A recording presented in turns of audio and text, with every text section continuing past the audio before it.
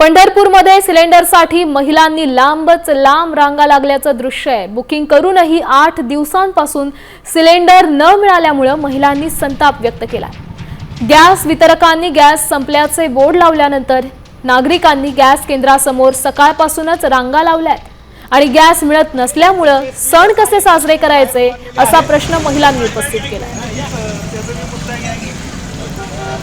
दरम्यान याचा थेट आढावा घेतला आमचे प्रतिनिधी भरत नागणे यांनी। पाहूया।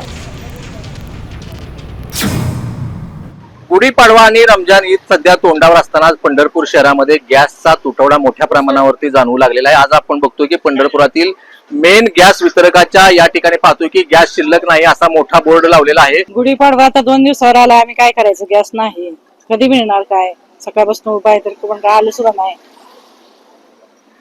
काय म्हणजे काय मागणी आहे तुमची आता सरकारकडे? गॅस मिळावा आम्हाला। सकाळी 9 वाजल्यापासून आम्ही थांबलेलो आहे, तरी त्यांनी 3चा टायमिंग दिलाय। मग आम्ही त्यांना एक विनंती केली त्यांच्या ऑफिसला जाऊन की बाबा आम्हाला फक्त इथं सावलीसाठी गोडवान उघडून द्या, आत महिलांना बसवतो, आम्ही सर्वजण आत बसू। मग ते म्हणले त्यांना बाहेर काढायचं कोण? उद्या गर्दी झाल्यानंतर आता जर गॅस टाकी त्यांना नाहीच आली तर त्यांना बाहेर कोण काढायचं? आम्ही 10 वाजल्यापासून इथं आहे, 8 दिवस झाले गॅस नाही। बारी आली का गॅस संपतोय, आम्ही घरी येतोय, अजून जातोय माघारी। कॅमेरामॅन राजू मिसाळ, भारत नागणे, साम टीव्ही न्यूज, पंढरपूर।